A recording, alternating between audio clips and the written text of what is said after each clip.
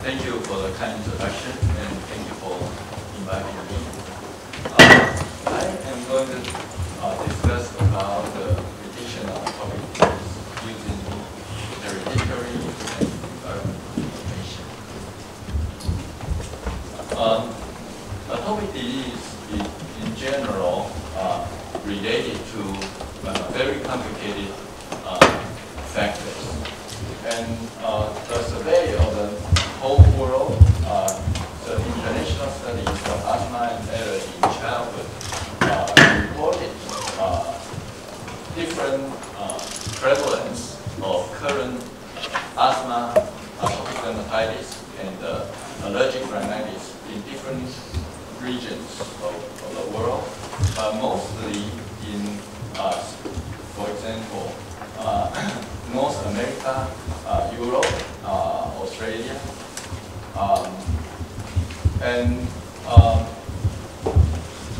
these are three overlapping conditions, including asthma and allergic rhinoconjunctivitis and atopic eczema.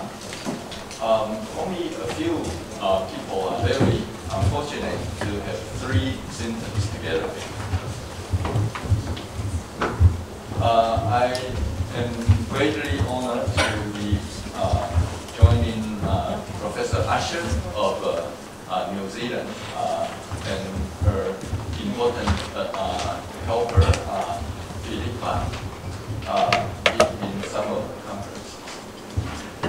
The atopic march is a concept of age sequential occurrence of the related conditions. Initially, atopic dermatitis and food allergy, followed by asthma and rhinitis. But the peak of AD is 2 years. The peak of asthma is 5 years, and then there is essentially no peaks in allergic rhinitis. So these conditions are known to be increasing in incidence and prevalence in many countries of the world, including Taiwan. We conducted a study in 1995, 2001, and 2011, and currently doing another one in 2016 and 17, almost finished. And these are the locations. We used 22 locations to study those.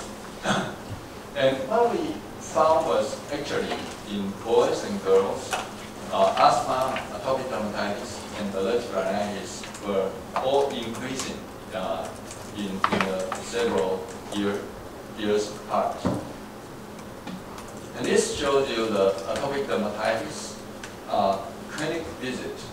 And these are the years. So you can also see a very sharp increase in atopic dermatitis. These are the young boys. The same thing for older age children, a little older age, they also show increase. And asthma, the same similar trend. So from our perspective, initially we try to look at combination of environmental factors and other factors in contributing to atopic dermatitis. So a survey in 2001 finds that hereditary factor, which is essentially parents' atopic conditions, contributed 33%, indoor environment 77%, mainly by visible mode, and the outdoor environment about 10%, both in boys and girls similarly. So the question is, can we predict occurrence of atopic dermatitis? So what we tried to do was we used a birth cohort study, carry out recruiting the birth of 2005 cohort and sampled about 12% of the whole population, I should say.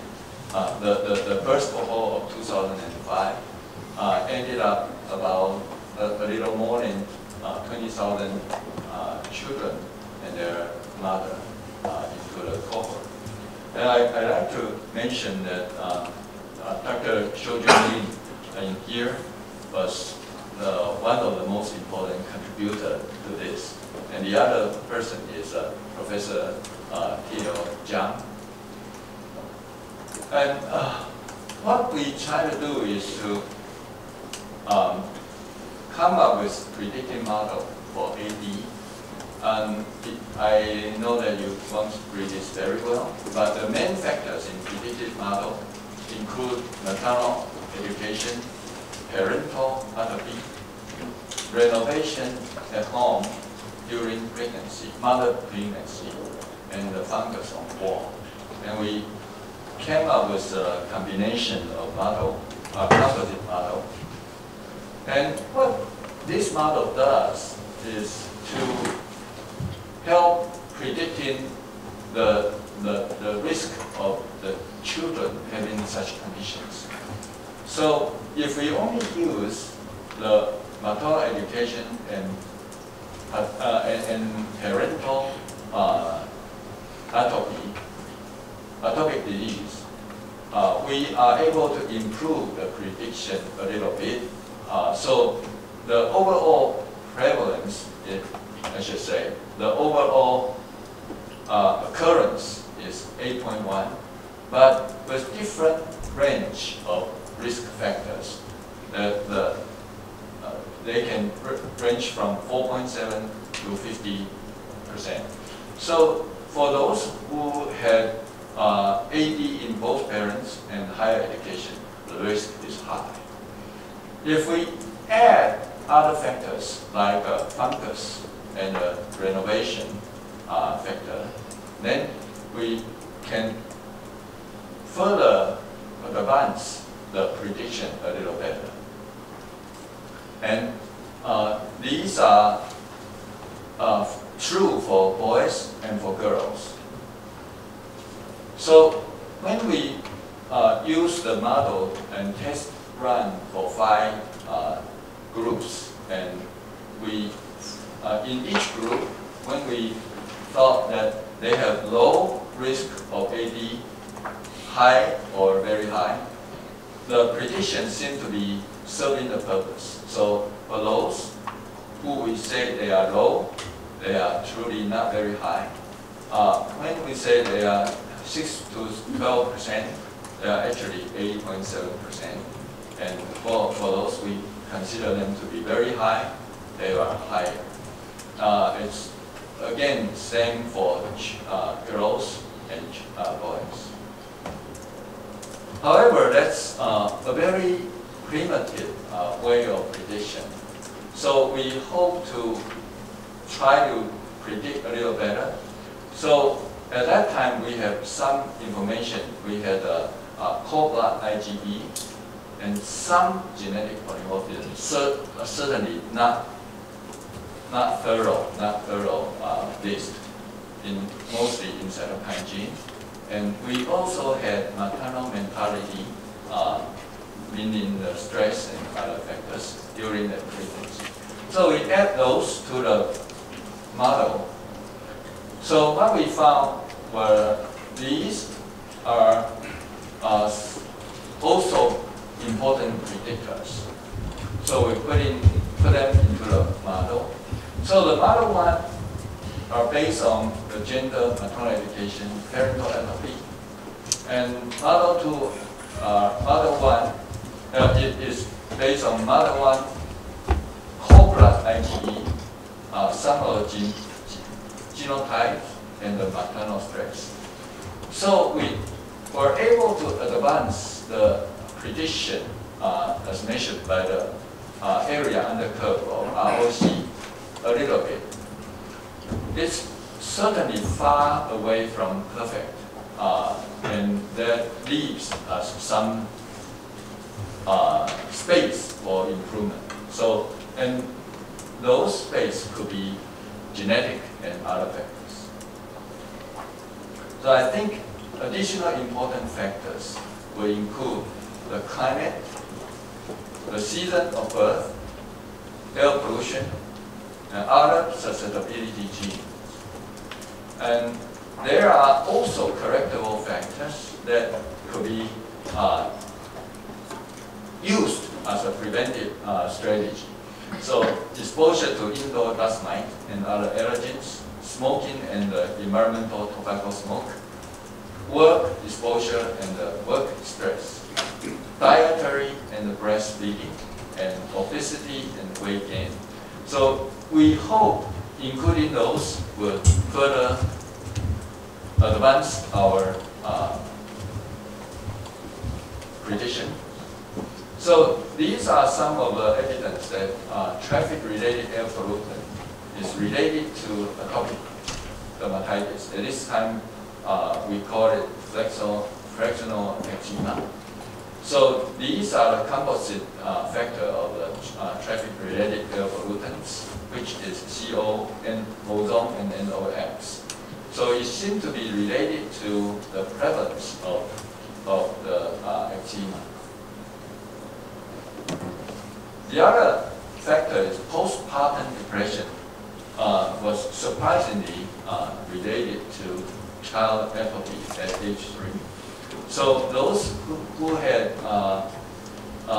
mother had depression after childbirth was 1.4 times higher risk for AD. And so with some of those, we hope that we can further advance to hopefully more perfect level working on. So the other question is, can we predict the occurrence of asthma? Doing a very similar approach, this is the survey of asthma, but we also found hereditary factor, indoor factor, and outdoor factor. However, the indoor factors are more important, much more important in the girls. It's about 17%, in boys only 3% in the population attributable risk. And we still don't know why, but but in this situation we have to separate the prediction model. Two small words, sorry, but the same concept applied. So there are personal and genetic hereditary factor, and then we add other factors, including the environmental factor. So at the end, boys and girls were different in the predictive model. In boys, family income, parental atopy, area by urban or rural, mother with depression, children with AD before 6 months of age are the important factors. Girls, maternal education, parental atopy. During pregnancy, some work done to the house, which might have brought in chemical exposure. Fungus on the wall at home, whether it's fungus or whether it's an indicator of water damage and weakness in the home is still uncertain. And then mother with postpartum depression and the children with AD before 6 months of age. So using this, we are able to do a similar prediction. So for girls, we thought they are low risk, high risk, or very high risk, and the prediction seems to be working okay. And for boys, we also categorize them in it turned out to be reasonable as well. Again, for asthma, there are many more important factors. To list a few: air pollution, maternal stress, phenotype of atopic dermatitis, and susceptible genotypes. To mention a little bit on the phenotype of atopic dermatitis, it is interesting to see that those, this is from health insurance data. So the medical use is listed here. So for whoever had the atopic dermatitis, some of those with AD seek attention during the springtime, some during the summertime, some during the wintertime, and some just occur almost every period of, so we call perennial. And we suspect that different phenotype will probably show different results in their occurrence of asthma or the march into asthma. But one of the initial findings is that if we plot the survival curve from asthma onset,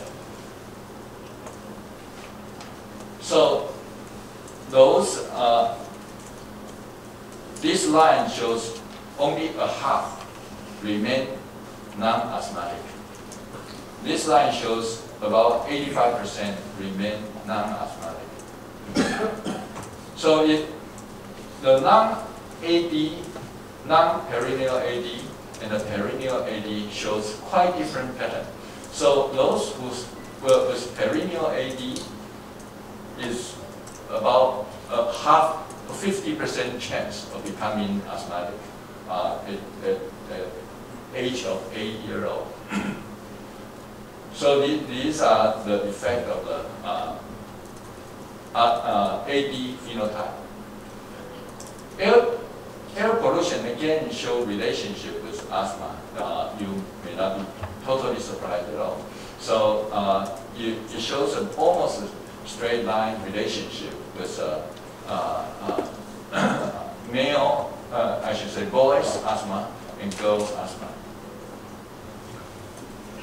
And there are possibilities the air pollution have effects on airway responsiveness, antioxidant mechanism, and some immune and allergenic conditions. So these remain to be further examined for prediction purpose. So we recently tried to do this. Those with atopic dermatitis will probably more likely to develop asthma. But what factors cause them to become asthmatic? So since it is a strong risk factor for asthma, what are factors for asthma among those with AD? So what we did is the Taiwan first cohort study again. They were studied at 2-year-old and again at 8-year-old. And those who had AD in 2-year-old were 1,600 or so. Among them, 334 became asthmatic. And the factors predicting this march were maternal asthma, maternal obesity, male gender in the child, earlier firstborn child, ETS exposure, early life food allergy documented, prolonged AD symptoms of 3 years, and lower respiratory infection before 3-year-old. So these are the factors that will identify those who became asthmatic among the AD people. So I'd like to summarize. So it is possible to predict atopic dermatitis and asthma. And by hereditary, genetic, and environmental factors. The early life biomarker and phenotype can also help. The more learned about the risk factors, the better prediction is to be achieved. And based on those, it's possible to tailor-make preventive strategy, especially among those with family history of atopy. I'd like to also mention one slide about Taiwan's first cohorts. I already mentioned about TBCS, which is a 20,000, a little more than 20,000 cohort, but unfortunately we do not have biological sample for those people. There are three smaller cohorts with biological sample. The Taiwan Birth Panel Study, Taiwan Early Life Cohort, and TMIX, Taiwan Maternal and Infant Cohort Studies. And currently, we're trying to coordinate. These are led by, this is led by Professor Chen. This is myself, if you can recognize. This is Professor Wang. Sorry, I used one of your photo from the group photo. You may not be happy about your photo, but I couldn't find other. So now Professor Wang is trying to coordinate the three cohorts together and try to come up with a bigger cohort with hopefully synchronized studies and biological samples. Thank you very much. We're from the NIHS of NHRI, and we would greatly